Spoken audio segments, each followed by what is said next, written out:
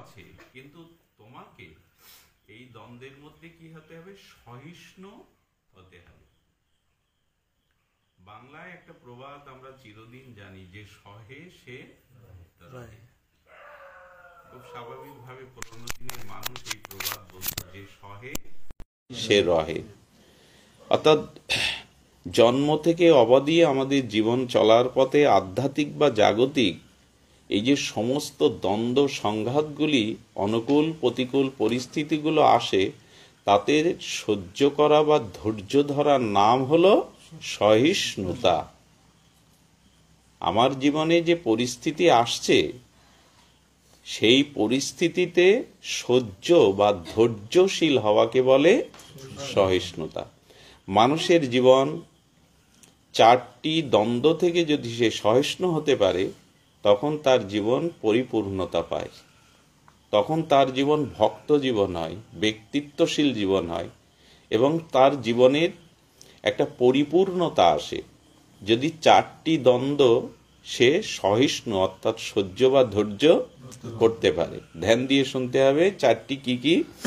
চার প্রকারের সহিষ্ণুতা শাস্ত্র আমাদের বলেছেন, বিশেষ করে শ্রীমদ্ গীতা শাস্ত্র আমাদের বলেছেন চার প্রকারের সহিষ্ণুতা। তার মধ্যে দ্বন্দ্ব সহিষ্ণুতা, পর উৎকৃষ্ট সহিষ্ণুতা, বেগ সহিষ্ণুতা আর পরমত সহিষ্ণুতা। শব্দগুলির দিকে, বিষয়গুলির দিকে ধ্যান দিতে হবে, খুব আগ্রহ দিতে হবে। অরুণদা ঘুমাচ্ছে, ডেকে দাও। উঁচু করে বসেন, মাথা উঁচু করে। দ্বন্দ্ব সহিষ্ণুতা আমরা প্রথমেই এই প্রসঙ্গে একটু আলোকপাত করব। দেখুন, ভালো মন্দ, শীত উষ্ণ বা সুখ দুঃখ, প্রকৃতির এই দ্বন্দ্ব আছে কিনা। এখন যে মানুষটা হাসছে, কিছুক্ষণ পরে কোনো ঘটনাক্রমে সে আবার কাঁদছে। ধনী বা নির্ধনিতা, সুখ বা দুঃখ, সুস্থ বা অসুস্থতা, এগুলি আমাদের নদীর তরঙ্গের মতো, ঢেউয়ের মতো আসতে থাকে। তা বলছেন এই যে দ্বন্দ্ব সহিষ্ণুতা, ভালো মন্দ, সুখ দুঃখ, হ্যাঁ, এই যে হাসি কান্না, এই প্রকার যেগুলি আসছে, সেগুলি যদি মন্দ আসে, আমার মনের বিরুদ্ধ কোনো, আমার জীবনে অকল্যাণকর কি আছে, রোগ হয়ে আসে, শোক হয়ে আসে, অপমান হয়ে আসে, কলঙ্ক হয়ে আসে, তখন আবার যে আনন্দটা আসে, আবার যে প্রাপ্তিটা আসে, এতে সহিষ্ণু হতে কেন বলছেন? কিভাবে সহিষ্ণু হতে হবে না, মন্দটা এলে ভাবতে হবে, প্রভু আমার কোনো জন্মের কোনো কুকর্মের ফল সেই প্রারব্ধ রূপে শোধ হতে এসেছে, সেটা অপমানের দ্বারা, রোগের দ্বারা, অভাবের দ্বারা, প্রতিকূলতার দ্বারা। প্রভু আমার কর্মফলটা শোধ হয়ে যাক, আমি কষ্ট পাই, আমি আমার জীবনে যন্ত্রণা আসুক, কলঙ্ক আসুক, অপমান আসুক, কিন্তু আমি পাপ হতে, কর্মফল হতে যেন মুক্ত হতে পারি। এইটা মানে আমার কর্মফল ভোগ ক্ষয় হচ্ছে এই ভেবে প্রসন্নতা। যেমন রুগীকে অস্ত্রোপচার করতে গেলে সে ব্যথাটা ডাক্তারের সামনে বোঝে যে আমাকে ব্যথা দেবে ডাক্তার, কিন্তু সে সহ্য করে কেন না, এই ব্যথাটুকু সহ্য করলে আমি সুস্থ হয়ে যাবে। তেমনি ভক্ত কি বোঝে, প্রভু এই যে আমার জীবনে ব্যথা বেদনা, অপমান, কলঙ্ক, দুঃখ, অভাব যেটুকু আসছে, আমার পূর্ব কর্মফল এটা শোধ করে নাও, তাহলে আমি মুক্ত হব। তো এই জন্য ভগবান মাত্রা বলেছেন, মাত্রা স্পর্শন্ত কোন্তেও শীতৃষ্ণ সুখ দুঃখদা। দেখুন, ভক্তদের জীবনে অনেকটা স্বাভাবিক হয়ে আসে। মাঘের কঠিন শীতে একজন ভক্ত ভোরবেলা স্নান করে বৃন্দাবনে, ধামে, মঠে। কেন করে? ভোরের স্নান করাটা খুব সুখের কি শীতের সময়, কঠোর শীতের সময় করে কেন? যে ভগবানের মন্দিরে যাব, ভগবানকে আরতি দেব। সে হাসি মুখে স্বামীজি মহারাজ, ভক্তজন, তাই না, তারা এটা মেনে নেয়। আবার কঠোর গরম পড়েছে, সেই গরমে রান্নাঘরে গিয়ে ঠাকুরের ভোগ রান্না করতে হবে, হাসি মুখে মেনে নেয়, কারণ ভগবানের জন্য করতে হবে। তখন সে সহিষ্ণু হয়, কঠোর শীতেও সহিষ্ণু হয়, আবার অতি গরমেও ভগবানের জন্য। এই যে মাত্রা স্পর্শান্ত কোন্তেও শীতুষ্ণ সুখ দুঃখদা, সব পরিস্থিতিতেই সে শান্ত থাকে। তো তো এই জন্য মানুষের জীবনে কর্তব্য পালনের জন্য, বেঁচে থাকার জন্য, অন্তরের শান্তির জন্য তাকে এই পরিস্থিতি বা দ্বন্দ্বগুলো সহিষ্ণু ধৈর্য করতে হবে। শুনছি আমরা, কিন্তু এগুলো যদি জীবনে কাজে লাগাই তখন আমাদের জীবনে একটা শান্তি আসবে। দ্বিতীয় হলো পর উৎকৃষ্ট সহিষ্ণুতা। আমরা দ্বন্দ্ব সহিষ্ণুতাটা বুঝলাম, সুখ দুঃখ অনুকূল প্রতিকূল পরিস্থিতি। এবার হলো পর উৎকৃষ্ট সহিষ্ণুতা, মানে পরের উৎকৃষ্ট অর্থাৎ পরের ভালো, পরের উন্নতি, পরের কল্যাণ দেখে অনেকের সহ্য হয় না। সে কেউ কারোর থেকে যদি বিদ্বান হয়, কেউ কারো থেকে যদি রূপবান হয়, কেউ কারো থেকে যদি ধনী হয়, কেউ কারো থেকে যদি তার কণ্ঠ ভালো হয়, যে কোনো বিষয়ে যদি কেউ কারো থেকে, তখন এটা সে মেনে নিতে পারে না। মুখে কিছু না বললেও মানসিক কষ্ট পায়, মানসিক কষ্ট পায়। বললেন দেখো, জীবনে শান্তি পেতে গেলে, জীবনে নিজের কল্যাণ করতে গেলে, নিজের ব্যক্তিত্বকে প্রকাশ করতে গেলে পরের যে ভালোটুকু, এইটুকু সহ্য করতে শেখো। সে পেয়েছে, সে কোনো কর্মফল তার সুকর্মের দ্বারা সে রূপ পেয়েছে, সে ধন পেয়েছে, সে পাণ্ডিত্য পেয়েছে, সে শুদ্ধ ভক্তি পেয়েছে। এতে আমার প্রসন্ন হওয়াই উচিত যে আমিও যদি জীবনে সৎকর্ম ভগবৎ কর্ম করতাম, তাহলে আমিও হয়তো তার মতো ভগবান কৃপা করে গুণগুলি আমায় দিত। আমরা এই চিন্তা না করে কি করি, ওর কেন হবে, এবং কি মানুষের, আমাদের কি দুর্বুদ্ধি, মানুষের কি বলবো, ধরুন আমার কি দুর্বুদ্ধি, আমি মন্দিরে এসে ভগবানকে জানাচ্ছি প্রভু ওর কেন হলো। আচ্ছা, ভগবান কি এগুলো শুনে খুশি হবে? কার উন্নতি হলো, প্রভু আমার দিকে তুমি দৃষ্টি দাও না, ওর কেন সব হবে। এইসব প্রার্থনা কখনো মন্দিরে ভগবানের সামনে করতে নেই। প্রভু সব তুমি ওর দিকে কৃপা করেছো, ওর দিকে তাকিয়েছো, আমার কেন হলো না, আমার দিকে কেন, এগুলো অত্যন্ত মূর্খতা। এই জন্য শাস্ত্রে বলছেন যে পরের উন্নতিকে, এটাকে সহ্য করা এবং এটাতে সাম্য স্থিতি থাকা, এটাকে বলে পরোৎকৃষ্ট সহিষ্ণুতা। সহিষ্ণুতা মানে কি বললাম, ধৈর্য বা সহ্য করা। হ্যাঁ, আর এর বিপরীত যেটা সহ্য না করাকে বলে পরশ্রী কাতরতা। পরের উৎকষ্ট সহ্য না করতে পারাটা কি বলে, পরশ্রী কাতরতা। এটা একটা মহাদোষ। কারোর কোনো ভালো কিছু, কারোর কোনো কল্যাণ কিছু, কারোর কোনো উন্নতি সে দোষের দিকে দেয়। এমনি কি বড় হয়েছে, পেছনে কত কারণ আছে। এই ভগবান বা কোনো সুকর্মের দ্বারা সে বড় হয়েছে এটা না ভেবে কি বলছে, আমরা কি আর জানি না যে কেন বড় হয়েছে, সহ্য হলো না। পরমত মানে এখানে বলছেন যে আমরা পরশ্রী কাতরত করলাম। এখানে বলছেন দেবর্ষিবাদ নারদ, মানে ধ্রুব মহারাজকে উপদেশ প্রদান করলে নারদ মুনি অপূর্ব একটা কথা বলেছিলেন। আপনাদের অনুরোধ করছি খুব মন দিয়ে কথাটি শোনার জন্য, অনেকটা জীবনের সমাধান হয়ে যাবে, যাতে আমিও গ্রহণ করতে পারি। নারদ বলছে, গুণাধিকং নুন্নদং লিপসেদন ক্রসং গুণাধমাত মৈত্রীং সমনাদ সন্ধিচ্ছেন তপই রভি ভুয়াতে। কি অপূর্ব দেবর্ষিপাদ নারদ, তিনি কি অপূর্ব ধ্রুব মহারাজকে উপদেশ দিতে গিয়ে এই কথা বললেন। অর্থাৎ সকলের কর্তব্য নিজের থেকে অধিক গুণ সম্পন্ন ব্যক্তিকে যদি কেউ দর্শন করে, আমার থেকে কোনো বিষয়ে তার যদি অধিক গুণ থাকে, হ্যাঁ, অধিক উৎকর্ষতা থাকে, কোনো গুণ থাকে, তাকে দর্শন করে অত্যন্ত আনন্দিত হওয়া উচিত। জীবনে সুন্দর হওয়ার, ব্যক্তিত্ব প্রকাশের, ভগবানের কৃপা দৃষ্টি পাওয়ারই যে আমার থেকে যদি কোনো গুণবান ব্যক্তিকে আমি দেখি, আমার আনন্দ হওয়া উচিত। এবং যদি আমার থেকে গুণে কোনো কম ব্যক্তিকে আমি দেখি, আমার থেকে কোনো গুণে মেধায় তার অবস্থানে আমার থেকে অনেক কম ব্যক্তিকে দেখি, দর্শন করা হয়, কি করতে হবে, তার প্রতি কৃপা পরবশ হতে হবে। এবং কৃপা পরবশ হতে হবে মানে তার প্রতি করুণার দৃষ্টি থাকতে হবে, স্নেহের দৃষ্টি থাকতে হবে।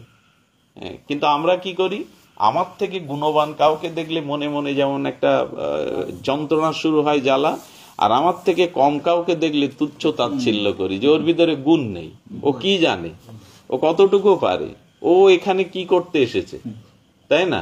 কিন্তু নারদজিকে বলছেন তোমার থেকে ভগবানের কথাগুলো খুব গুরুত্ব দিতে হবে। দেবর্ষিবাদ নারদ ছাড়া ভক্তির, ধ্রুব প্রহ্লাদ ভক্তি কোথায় পেল? ভক্তির তিনি যে পথ দিয়ে হেঁটে গেছেন নারদ, তার গায়ের বাতাস যার লেগেছে, পশু পাখি বানর হিংস্র জীবজন্তু সকলের ভক্তি হয়ে গেছে। দেবর্ষিপাদ ভগবানের পার্শ্বদ, তিনিই বলছেন তোমার থেকে গুণবান কাউকে দেখলে তুমি প্রসন্ন হবে, আর তোমার থেকে নিম্নগুণ সম্পন্ন কাউকে দেখলে তোমার স্নেহ মমতা যেন আসে।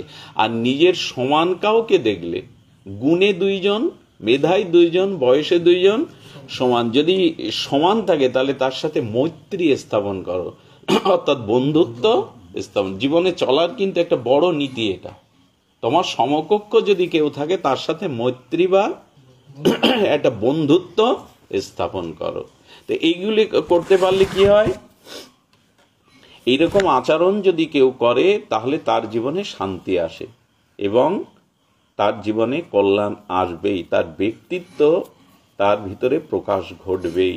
আমরা যেন মনে রাখতে পারি কটা হলো? দুটি। কি কি? দ্বন্দ্ব সহিষ্ণুতা আর পর উৎকৃষ্ট সহিষ্ণুতা। তৃতীয় হলো বেগ সহিষ্ণুতা। তৃতীয় হলো বেগ সহিষ্ণুতা। তো আমাদের গোস্বামীপাদ বেগের কথা বলতে গিয়ে 6টি বেগের কথা বলেছে। 6 বেগদমি, 6 দোষ শোধি, 6 গুণ দেহ মোরে। বেগ মানে যেমন বাতাস আছে প্রবল বেগে, তো বেগ কয় প্রকার বলা হলো?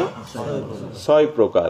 এবং এই বেগকে যিনি সহিষ্ণুত মানে ধৈর্যশীল হতে পারেন এই 6টি বেগ থেকে, তিনি অবশ্যই আত্মকল্যাণের অধিকারী। সেই 6টি বেগই কি আমরা একটু শুনবো।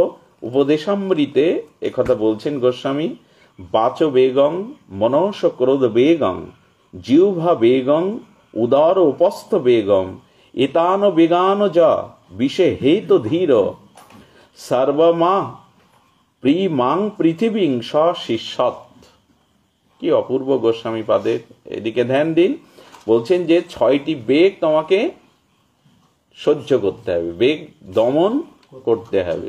এবং এই 6টি বেগ যিনি দমন করতে পারেন, এই 6টি বেগ যিনি দমন করতে পারেন তাকে বলা হয়েছে প্রকৃত ধীর, প্রকৃত সহিষ্ণুতা। তো প্রথমে কি বলছেন?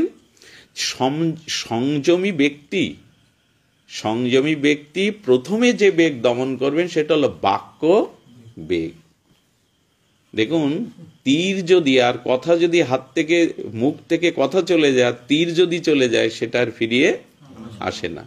এই জন্য শাস্ত্রে বারবার বলছেন কথা যখন বলতে হবে সেই কথার বেগকে, এমন একটা কথা জীবনে এসে গেল, সেই কথাই তার জীবনে বহুত ক্ষতি এসে গেল, তার জীবনে একটা পরাজয় এসে গেল। তো বাক্য বেগকে গোস্বামী দমন করতে বলেছেন। কথা হিত মিত বলতে হবে, যে কথাটুকু বলতে হবে চেষ্টা, কিন্তু আমরা পারি না। আর না পারার কারণ আছে, মানে যার যেমন ভাব তার ভাষাও তদ্রম্য করিতে হয়। এই জন্য ভক্তরা সর্বদা দেখেছি নাম করেন, নাম করতে থাকলে ভেতরে বাক্যগুলো বেশি কথা বলতে ইচ্ছা করে না, আন কথা, রাজনৈতিক সামাজিক কথাগুলো বলতে ইচ্ছা করে না, এবং নাম করতে থাকলে তার বাক্য বিন্যস্ত হয়, বাক্যগুলি সাজানো গোছানো হয়, মিষ্ট হয়। এই জন্য সর্বদা যদি নামে থাকা যায় তাহলে তার বাক্যবেগ দমন হয়। তো বলছেন বাক্যবেগ, আপনারা জানেন দ্রৌপদী যেদিন দুর্যোধন পড়ে গেল, যেটা এখন নিউ দিল্লি, যেটাকে আমরা ইন্দ্রপ্রস্থ বলি, এখানে বিশ্বকর্মাকে দিয়ে পাণ্ডবদের বসবাসের জন্য গোবিন্দ সুন্দর একটা সুরম্য আর প্রসাদ তৈরি করে। তো সেই প্রসাদ তৈরিতে দুর্যোধন যখন যান দেখতে, তখন এরকম একটা জায়গা জলাশয়, মানে হাঁটতে গিয়ে ওখানে জল আসে, কিন্তু দেখা যাচ্ছে সমান। এত সুন্দর করে বিশ্বকর্মা রূপ দিয়েছেন। তো দুর্যোধন সমান মনে করে ওখানে পা দিতে গিয়ে জলে পড়ে গেছে। দ্রৌপদী সেখানে বাক্যটা নিয়ন্ত্রণ করতে দ্রৌপদী উপহাসের আসি বলল, অন্ধ পিতার ছেলে তো অন্ধ হবেই, মানে ধৃতরাষ্ট্র অন্ধ। এই কথাটাই দুর্যোধনের মাথায় আগুন লাগিয়ে দিল। এবং পাশা খেলা, দ্রৌপদীকে বন্ধক দেওয়া, তাদের বনবাসে দেওয়ার মূল কারণ দ্রৌপদীর এই কথা, এই কথা। তো এই জন্য শাস্ত্রে বলছেন যে বাক্যবেগকে দমন করো। গোস্বামী বলছেন বাক্যবেগ, দ্বিতীয়টা কি বলছেন? মনোবেগ। মনোবেগ, এইটাতে আমরা হেরে গেছি। আমাদের মনের যে ভাবনার বেগ, এইটাকে আমরা এখন নিয়ন্ত্রণ করতে পারছি না। দেখুন, আমাদের ভজন সাধন, নিজের উদ্ধার, কল্যাণ যা কিছু সব বাইরে না, সব কিছু মনে। কারণ মন আমাদের সারথি, মন আমাকে আপনাকে নিয়ন্ত্রণ করে। যে মনের একটা বেগ আছে, সেই মনের বেগেই মানুষ কেউ আত্মহত্যা করছে, কেউ ভুল পথে চলে যাচ্ছে, কেউ কুকর্মের দিকে চলে যাচ্ছে, শুধু মনের বেগে। বীরবলের একটা কথা মনে পড়ে, সম্রাট আকবরের সভায়। বীরবলের নাম শুনেছেন। তিনি খুব বুদ্ধিমান ছিলেন, মেধা সম্পন্ন ছিলেন, নবরত্নের এক রত্ন সম্রাট আকবরের সভায়। তো একবার সরকারি একটি কর্মচারী ওই সব কিছুতে উৎকোচ নিত, মানে ঘুষ নিত। তো হাতে নাতে ধরে বীরবল সম্রাটের কাছে আনলো যে ওকে একটা সাজা দিন। তো ওকে জিজ্ঞাসা করছে, তুমি সরকারি বেতন পাও, এর উৎকোচ কেন নিচ্ছ? তো বললি, দেখুন আমার ভাবনাটাই এরকম হয়ে গেছে, মনের ভাবনায় কাউকে কোনো কাজ করে দিলে তার থেকে কিছু নেওয়া। তখন বলছেন এর এই কাজটাকে সংশোধন করতে হবে, সাজা নিয়ে এর কাজটা বদলে দাও। বললেন এমন একটা ভাবনার কাজ দাও, মনের ভাবনা, যেখানে উৎকোচ আর নেওয়ার সুযোগ থাকবে না। এমন একটা কাজ ওকে দাও, আমি বেতন দেব, এমন কাজ দাও যেন উৎকোচও না নিতে পারে। তো বীরবলের সাথে পরামর্শ করে সম্রাট আকবর খুব মেধা সম্পন্ন ছিলেন। উনি বললেন কি, যমুনার ঘাটে বসে ও সকাল থেকে সন্ধ্যা পর্যন্ত গুনবে যে কটা ঢেউ আসতে পড়লো, এই ভাবনাটাও ভাবুক। এবং ওর কাছ থেকে তো উৎকোচ নিতে, ঢেউয়ের কাছ থেকে কি উৎকোচ নেবে, আমি মাসে ওকে বেতন দেব। তো ও 29 দিন এইভাবে গুনছে খাতায় কটা করে ঢেউ আসছে, যে কটা গুনতে পারে, ওকে সংশোধনের জন্য। কিন্তু ওই ঢেউয়ের মধ্যে দিয়ে একটা নৌকা যাচ্ছিল, মাঝি বলে, এই শোনো শোনো শোনো। 30 দিনের দিন সে কি করলো, বললো এখান থেকে নৌকা যেতে গেলে কিছু উৎকোচ দিতে হয়, আমাকে দিতে হবে, আমি এখানে ঘাট ঢেকেছি। হ্যাঁ, বীরবল এখন যেমন সিসি ক্যামেরা ছিল, বীরবল লোক রেখেছিল, হাতে নাতে ধরে বললেন যার মনের ভাবনা যেমন, সে কতদিন চেপে রাখবে, সেগুলো তো প্রকাশ হবেই। হ্যাঁ, তখন বলছে মনের ভাবনা অনুযায়ী মানুষ কাজ করে।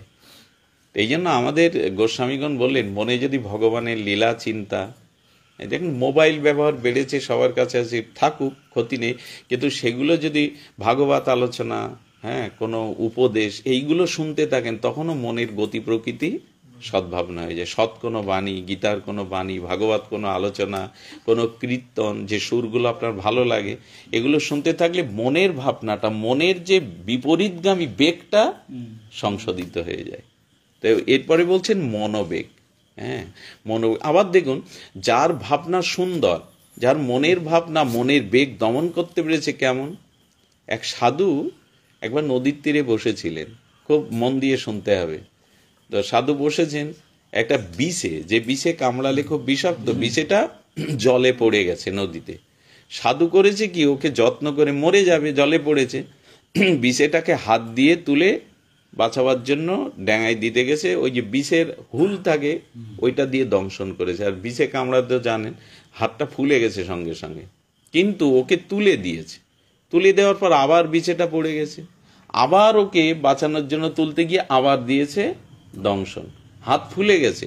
দূর থেকে একজন এই দৃশ্য দেখছিল, তৃতীয়বার যখন পড়ে গেছে তখন আবার তুলতে গিয়ে কামড়ার বলছে, আপনি কি বোকা?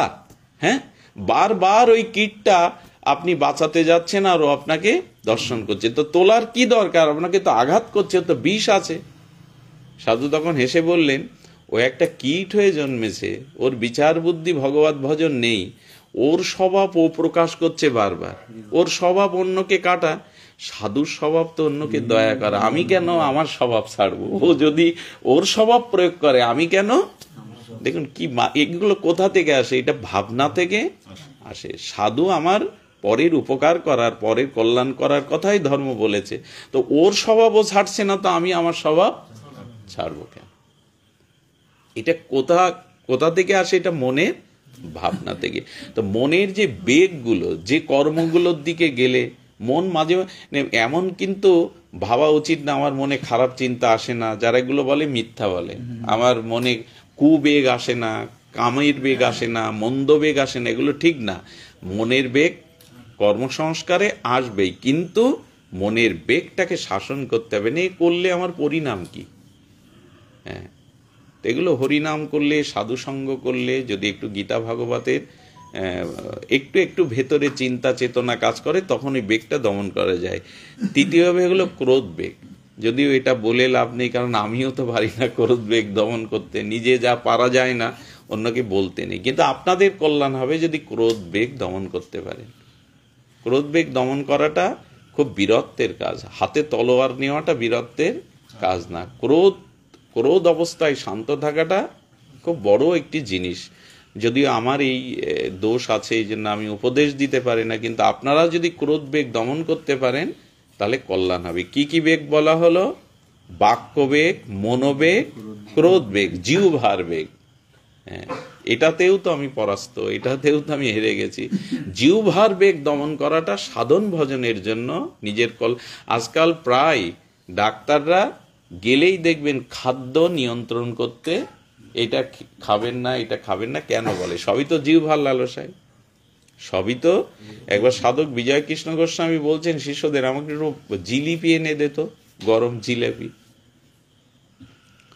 তো বললেন, বারে বাবা সিদ্ধ মহাত্মা, এত বড় সাধু, জিলিপি জিলেপি করছেন কেন? তো ভক্তরা এনে জিলিপি নিয়েছে, টাটকা গরম জিলাপি। সেই জিলিপি করেছেন কি, উনি সুতো দিয়ে টানিয়েছেন, টানিয়ে বিজয় কৃষ্ণ গোস্বামী জিহ্বার উপরে রেখে ঘোরাচ্ছেন, নে খা, নে খা, এরকম করছেন। ভক্তরা দেখছে, বলছে খা না, জিলিপি খেতে চেয়েছিস না, জিহ্বাকে বলছে। কিছুক্ষণ ঘুরানোর পর ছুঁড়ে সব ফেলে দিয়েছে ড্রেনে। বাবা, আপনি একটু প্রসাদ করে দিলে তো আমরা পেতে পারতাম। বলে, ওরে এখন কি আর জিলিপি খাওয়ার সময় আছে রে? কিন্তু জিহ্বা কটা দিন বেগ হচ্ছিল জিলিপি খাবে, তাই ওকে শাসন করলাম, তো দেখুন, এই যে জিহ্বার বেগ সাধকরা পারে, যারা সাধক। এই জন্য বর্তমান সময়ে সুস্থ থাকার জন্য প্রয়োজন জিহ্বার বেগ দমন করা। আর একটা জিনিস বলি, এই জিহ্বার বেগ বলতে বাজারের জিনিস বা অশুদ্ধ মানুষের হাতে তৈরি করা জিনিস যত না পেতে পারেন তত ভালো। বাজারের জিনিসগুলো আমরা প্রায়শ লোভে পড়ে বসে যাই, খেতে শুরু করি। কিন্তু জানেন, যে খাদ্যটা বাইরে তৈরি করা হয়েছে, কারো কেনার পুঁজি নেই হয়তো, অথচ তার ভেতরে ওই খাদ্যটা পাওয়ার লোভ আছে, সেই যে দৃষ্টিটা দিল, ওই খাদ্যের মধ্যে দিয়ে ওই দৃষ্টির প্রভাবও আপনার মধ্যে পড়বে। এই জন্য যথাসম্ভব বাজারের কোনো বস্তু, উচ্ছিষ্ট কোনো বস্তু, হোটেল আদিতে পাত্রে খাওয়া, এগুলো একটু ত্যাগ করা উচিত। জিহ্বার বেগ আর উদরের বেগ, আর বলছেন উপস্থ বেগ, অর্থাৎ এই যে গুহ্যদ্বার, লিঙ্গদ্বার, এইগুলি শুদ্ধ রাখা, এইগুলি পবিত্র রাখা ইত্যাদি। তাহলে এই বেগগুলো দমন করার নাম হলো বেগ সহিষ্ণুতা। আমরা তিনটে বললাম, দ্বন্দ্ব সহিষ্ণুতা, পর উৎকৃষ্ট সহিষ্ণুতা আর বেগ সহিষ্ণুতা। তৃতীয়টা হলো পরমত সহিষ্ণুতা। পরমত সহিষ্ণুতাটা আজকাল কমে গেছে। রাজনীতিতে বলেন, কেউ কোনো মতকে সহ্য করতে পারছে না। রাজনীতিতে, সামাজিকতায় পরমতকেও আজকাল মেনে নিতে, কে কাকে শেষ করে নিঃশেষ করে নিজে বড় হবে। কিন্তু রাজনীতি থেকে ছাপিয়ে সমাজনীতি থাকি, এটা ধর্মনীতিতে বেশি করে চলে এসেছে। আমার ধর্মই বড়, আমার মতই বড়, অন্য মতপথকে আমরা সহ্য করতে পারছি না। আলোচনায় উঠলেই আমরা অন্য মতপথকে কটাক্ষ করছি, আঘাত করছি এবং সেই মতকে খণ্ডন করার চেষ্টা করছি। রাজনীতিও যেমন কলুষিত হয়ে গেছে, এই পরমত সহিষ্ণুতা না থাকে। একটা মানুষের উচিত, আমার মত আমার কাছে শ্রেষ্ঠ, ঠিক আছে, আমার মত আমার কাছে শ্রেষ্ঠ, কিন্তু অন্য কোনো মতকে কটাক্ষ করা উচিত নয়, অন্য কোনো মতের কটাক্ষটা আসা উচিত নয়। এই জন্য পরের মতকে আমাদের, দেখুন, আমার মত, আমার ধারা, আমার ভজন ঠিক আছে, এটাতে নিষ্ঠা আসতে হবে, এটাতে নিষ্ঠা আসা চাই। আমি নাই গেলাম, অন্য মতে আমি সেখানে নাই গেলাম, তাদের সংস্পর্শে নাই গেলাম, কিন্তু অন্য কোনো মতকে সহ্য না করতে পারা, সহসা সেই মত সম্পর্কে কোনো কটাক্ষ করা, উপহাস করা, এটা উচিত না। এর দ্বারা কি হবে? এর দ্বারা সেও সুযোগ পেল আমার মতকে প্রতিহত করার, কটাক্ষ করার। এই জন্য আমি আমার মতে দৃঢ় থাকব। আমার কাছে আমার মা আমার বাবা জগতের শ্রেষ্ঠ, কিন্তু অন্যের মা অন্যের পিতা শ্রেষ্ঠ না, এইটা তো আমি কেন বলতে যাব? আমার কাছে আমার মা শ্রেষ্ঠ, কিন্তু অন্যের মা ভালো না, এটা আমি কেন বলতে যাব? আমার মত পথ আমার কাছে দৃঢ়তার সহিত থাকতে হবে। নিজ সম্প্রদায় নিজ মতের প্রতি কিন্তু দৃঢ়তা থাকতে হবে, কিন্তু পরমতকে উপেক্ষা করে নয়। আমরা যদি এই যে ভাগবতে কেন আসলাম, একটু কিছু করলাম, খোলকত্তাল বাজিয়ে কীর্তনাদি শ্রবণাদি করে চলে গেলাম না।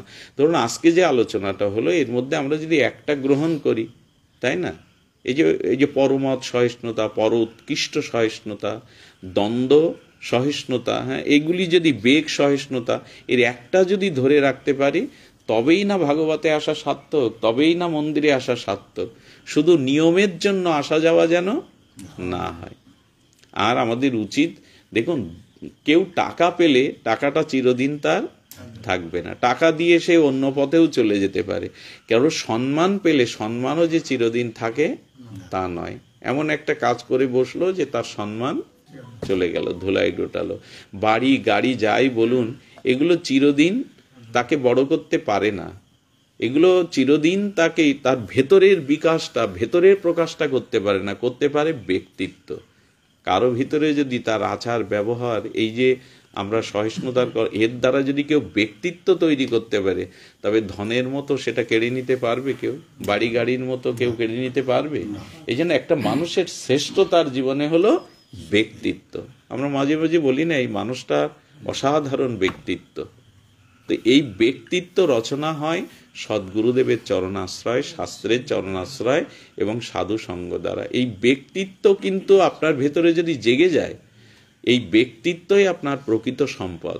একটা ঘটনা মনে পড়ে, সেটা বলেই আমরা পাঠ বিশ্রাম রাখবো। সেটা হলো, একজন একটা গ্রামে ত্রাস সৃষ্টি করেছিল। সে কতজনকে যে বিধবা করেছে, কত শিশুর প্রতি অত্যাচার করেছে, কতজনকে ছিনতাই দস্যুবৃত্তি করেছে। এই করতে করতে এক সময় সে ধরা পড়লো এবং 12 বছরের জেল হলো। আপনারা জানেন, ভারতবর্ষে এখন কারাগারকে শোধনাগার নাম দেওয়া হয়েছে, এবং কেউ কেউ ওর মধ্যে ভালো কাজ করলে তাকে বাড়ি আসবার জন্য ছুটিও দেওয়া হয়, কিছু দিনের জন্য দেয়া হয়। তো উনি যখন নিজের গ্রামে এলেন 1 সপ্তাহ ছুটি পেয়ে, এরকম ব্যবস্থা এখন হচ্ছে আর কি, তাকে বাইরে আসার অনুমতি দেয়া হয় শর্ত সাপেক্ষে। আবার তাকে কারাগারে যেতে হবে, পুরো সাজাটা ভোগ করতে হবে। তো ওই গ্রামে উনি এসে, পাশের গ্রামে একজন সাধু এসেছিলেন, পরম মহাত্মা, শুদ্ধ মহাত্মা, ভজনানন্দী মহাপুরুষ।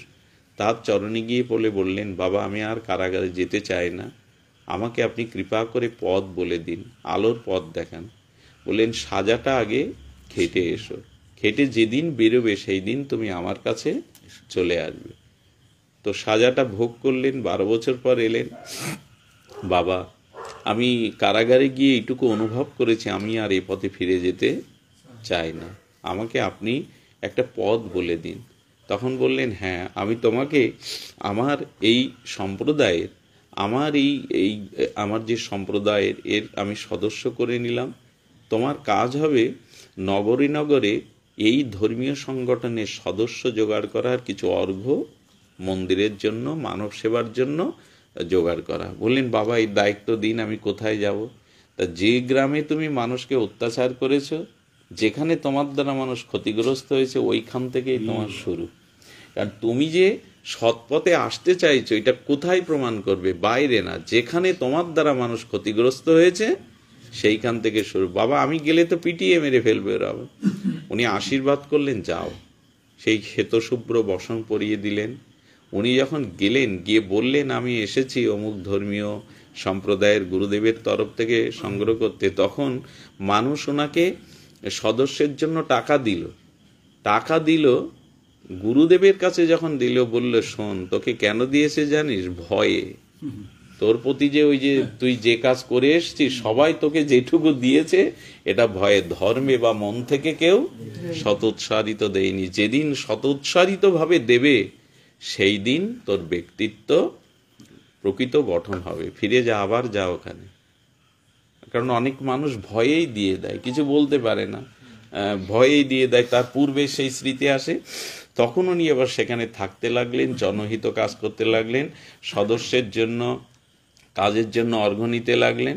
তো অর্ঘ্য যখন নিল, সাধু বেশ নিল, মালা তিলক নিল, হরিনাম করতে থাকে, তখনও মানুষ দেয়, কিন্তু উপহাসের হাসি থাকে। দেখো এই গুন্ডা চোর সাধু হয়েছে, এরকম হাসে। তো গুরুদেবকে গিয়ে বললেন, প্রভু দিচ্ছে বটে, ঘৃণা না করলেও সাধু হয়েছে। এখন ওরা উপহাসের হাসি আছে, বলে এগুলো সহ্য করো, করতে করতে তোমার ব্যবহার, তোমার চরিত্র এমন প্রতিফলিত করো, ওরাই একদিন যথাযথ রূপে তোমার পরিবর্তনটা লক্ষ্য করবে। আমাদের ভুল থাকতে পারে, অন্যায় থাকতে পারে, আমরা যদি সেগুলি সংশোধন করে চলার চেষ্টা করি, তাহলে আবার ধীরে ধীরে ব্যক্তিত্বের প্রকাশ হবে। তো এগুলি সব সম্ভব, এই যতগুলি বললাম, এই সদ্গুণাবলী সব সম্ভব একমাত্র শুদ্ধ সাধু সঙ্গ এবং ভাগবত কথা শ্রবণের দ্বারাই এটি সম্ভব। বাড়ি বসে থাকলে, আমার মতো আমি ভাবলে, এগুলি সংশোধন কোনোদিন হবে না। তাই আসতে হবে, সাধু সঙ্গে যেতে হবে, ভাগবতে যেতে হবে। শুদ্ধ মানুষের, শুদ্ধ ভক্তের সঙ্গের মাধ্যমে এই ভাগবতীয়, এই চিরস্মরণীয় ভগবত বা মহৎপদের এই বাণীগুলো একটা যদি আমার জীবনে প্রতিফলিত হয়, তবে সেগুলি আমার জীবন বদলে দিতে পারে। তাহলে আমরা সহিষ্ণুতার কথা শুনলাম। আসুন এইখান থেকে মনকে বোঝাই, যেন কোনো না কোনো এই দ্বন্দ্ব, সংঘাত, সহিষ্ণুতা থেকে আমি একটু ধৈর্যশীল হতে পারি। সকল